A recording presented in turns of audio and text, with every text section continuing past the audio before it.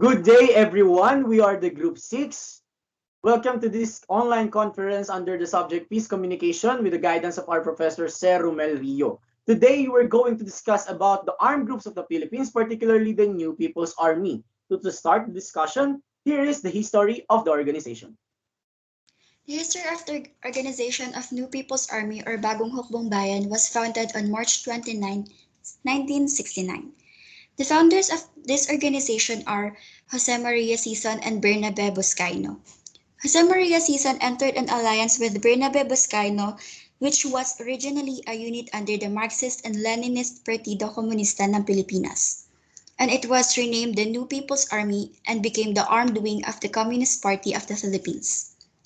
The CPP-NPA was established in the city of Capas, Tarlac. With more than 60 combatants and 35 firearms, much of its bases were also moved to Quezon in southwest Luzon and Isabela in northern Luzon. In 1972, the CPP and NPA was received its first supply of arms from the Chinese government. After the Chinese government had been vocally supporting the group since its founding in 1969. When the Philippines and China repaired their relationships after the Chinese Communist Party came to power in 1949, the CPP-NPA lost the support of Chinese government in 1976. In 1977, CPP leader Sison and NPA leader Buscaino were detained. Other leaders were arrested or executed as well. The Philippine government began pursuing the NPA after these victories. Therefore, the remaining NPA leaders took advantage of the government to improve the party's political and organizational activities. And in 1980 to 1990, Sison published Reaffirm Our Basic Principles and Rectify Errors. Under the name of Armando Liwanag, the CPP-NPA was divided into two, and these are rejectionists and reaffirmists. Due to their dissatisfaction with what they called Sison's Stalinism, rejectionists were punished out of the CPP-NPA or voluntarily left, while the reaffirmists, who make up the vast majority of the CPP and NPA, supported Sison's ideals, and the CPP and NPA moved its attention back to the countryside. Throughout 2000, the CPP and NPA regained some of its strength. The group returned to the same level of popular support that it had enjoyed in the 1980s due to its revival of a rural mass-based strategy.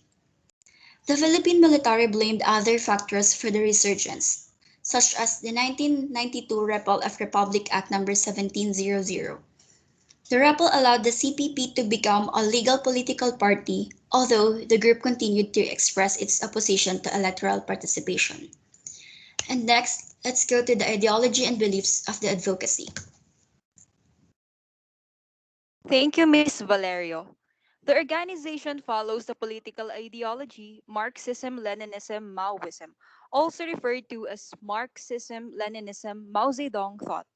The Chinese adoption of Marxism Leninism, which is committed to ending capitalism, inducting socialism, and gaining state power through means of violence and revolution if necessary. Beliefs. They seek to overthrow the Philippine government as they believe that the continuous nation's poverty is caused by a semi colonial, semi feudal system where political and economic power is in the hand of local landlords and intermediary capitalists that are supported by foreign imperialists, which was the United States. Even though we have gained independence over United States in 1946, it is apparent that freedom exists in name only, as they continue to exercise indirect colonial rule through unequal treaties, agreements, and arrangement.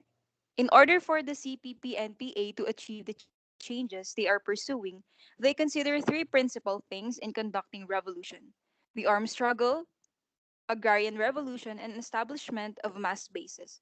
Primarily, they model its armed struggle in China's Maoist movement, focusing especially on the idea of a protracted people's war and mobilizing the masses in the rural areas. Finally, their ultimate goal was to entirely reform the current state system, with democratic framework led by the working class, to completely eject all injustice that a series of administration fails to abolish. Under the new democratic government, the nation will be able to enjoy their full rights politically, economically, and culturally.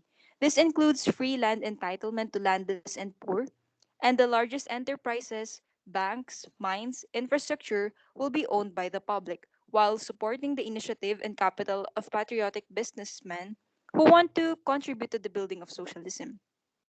Ito na rin yung mabilisang hakbang upang makamit nila yung mithiin nilang mag-transition tayo from capitalism at imperialism papunta sa socialistang lipunan. Next is the recruitment process.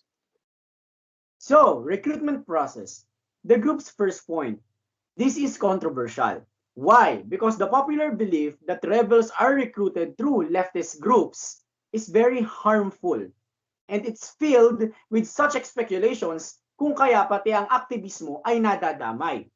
Such to avoid these unlawful speculations, we base our answers and analysis of these inquiries base sa mga nangyaring insidente o issue nitong nakaraang taon. Point 2. So what are these issues? First is the death of Jevelyn Culiamat. Ang problema dito, Jevelyn Culiamat was found to be a member of NPA for 2 years at namatay siya during an encounter. At ang isang malaking balita is that Jevelyn is the daughter of Eufemia Culiamat. Eufemia Culiamat is a member of Bayan Muna. Bayan Muna is under Makabayan Bloc.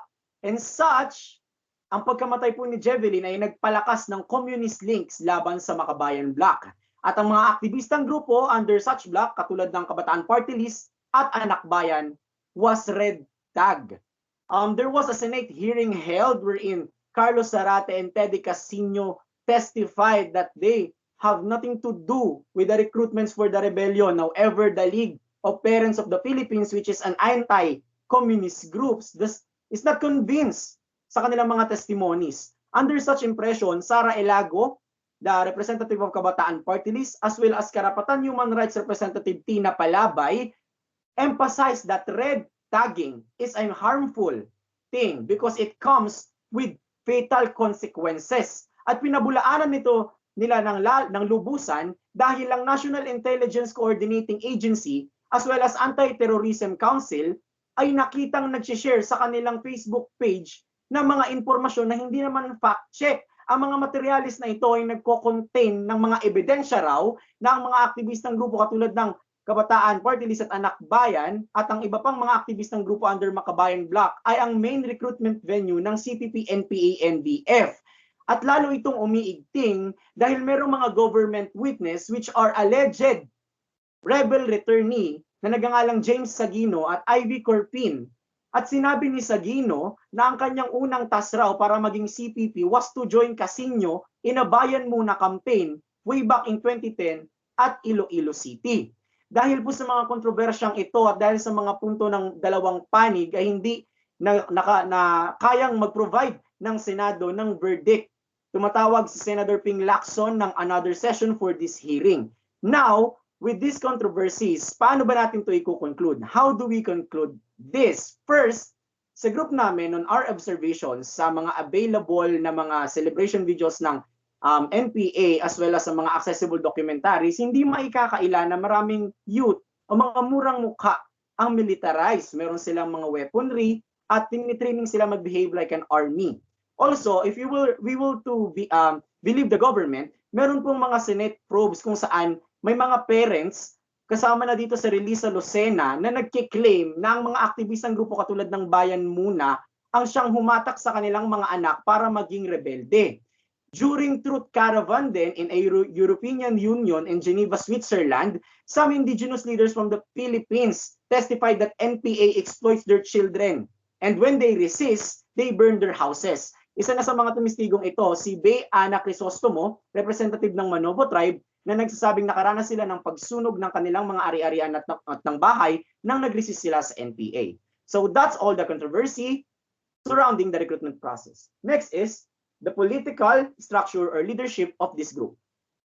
So the political or leadership structure, this relates to the patterns ng system to regulate their ideas. It's also a determining factor in defining their role to coordinate sa activities para ma-reach nila yung certain goal or mayhap paano yung system tumatakbo para ma-achieve yung gusto nila. How? Or pwede rin what keeps them going. So, based on research, the political console lies kay Joe Masison. And siya yung nag-direct and administer ng regional committee sa troika ng CPP, NPA, NDF.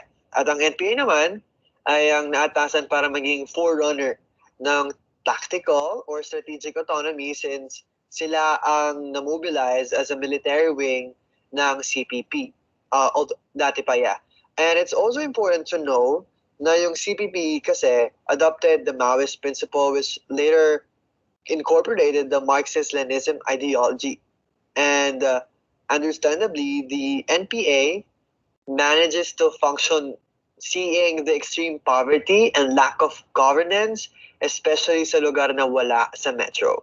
And without doubt, their stance in observance to their adopted ideology is to change the current economic and political order sa isang socialist system.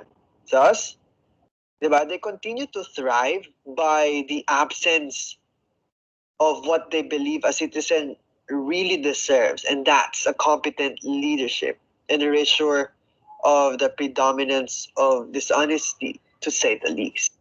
Thank you so much, Tarok. Next, we have the key persons and leaders. I will be reporting the leaders and key persons of NPA. The CPP-NPA specific hierarchical structure is deliberately concealed.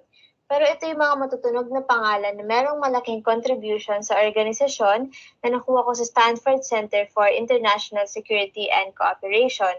Unang-una na dyan si Jose Maria Sison.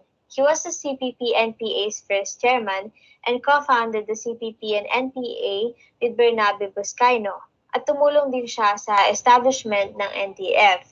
He continues to influence the CPP-NPA and NDF strategic course. He also showed inclination for allowing the CPP-NPA to participate in peace talks and electoral politics as temporary support-building initiatives in the midst of armed conflict.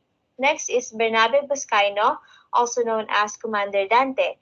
He was the first commander of NPA, which he co-founded with Sison. And number 3, Rodolfo Salas, also known as Commander Bilog. After Buscaino's capture, siya yung pumalit na commander. And when Sison was arrested in 1977, he took over as the chairman of CPP. After being arrested in 1986 and released in 1992, he opted not to rejoin the CPP-NPA. And number 4, Romulo Quintanar, also known as Rolly. He was the commander sometime in the 1980s. He was involved in the development of the group's combat tactics, which included both urban assassination and conventional attacks by unit regularization. And number 5, Benito Tiamzon, who was the nominal chairman of the CPP and the commander of the NPA.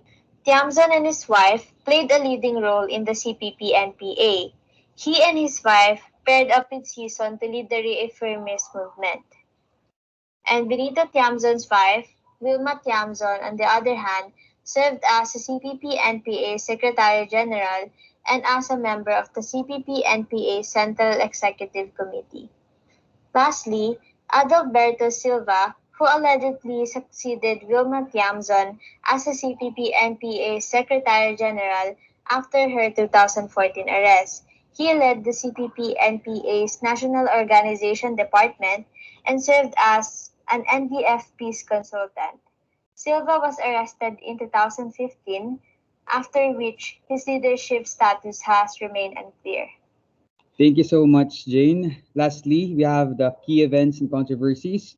We'll start during the Marcos regime, the first attack, August 21, 1971, wherein 3 members of the Communist Party of the Philippines, New People's Army, released 4 grenades going to the stage of a Liberal Party rally in Plaza Miranda, Quiapo, Manila.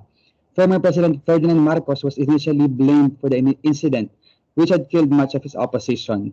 Next, under Aquino's regime, year 2015, a CPP-NPA unit commenced 2 major attacks on the same day of August 15 under the presidency of President Benigno Noynoy Aquino in the province of Agusan del Sur. 1 was killed and 1 was wounded. Next one, under Duterte's regime, the foundation year celebration in the commemoration of its 50-year foundation, the Communist Party of the Philippines released a tribute video with the title, Ito ang Partido Komunista ng Pilipinas in YouTube under Red Lamp News Channel. Next slide, please. Foundation Year Celebration. Yes, thank you. The video presented the triumph and continued efforts of the party in recruiting members from all around the globe. Meanwhile, on December 25, 2020, during their 52nd year anniversary, UNTV reported that CPP-NPA was in crisis. According to AFP's Chief of Staff, General Gilbert Gapay, the general said that they have no reason, the CPP-NPA, to celebrate because they failed on the ground and got exposed in Congress and were unmasked abroad for their fake advocacies.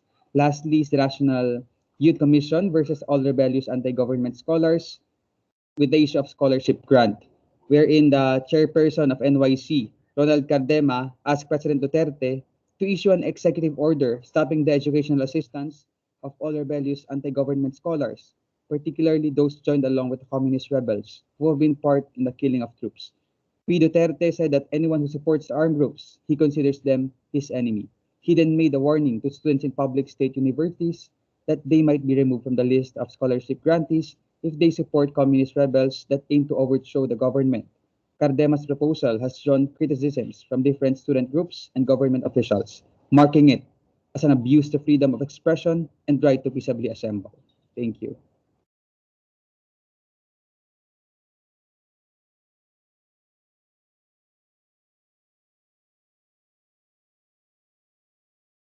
Please unmute Earl Tobias. Please unmute Mr. Tobias. All matters discussed on this presentation are for academic purposes only. Our department would like to emphasize that we do not support, tolerate, or conform with any acts of red tagging, armed rebellion, and armed activism. Thank you very much.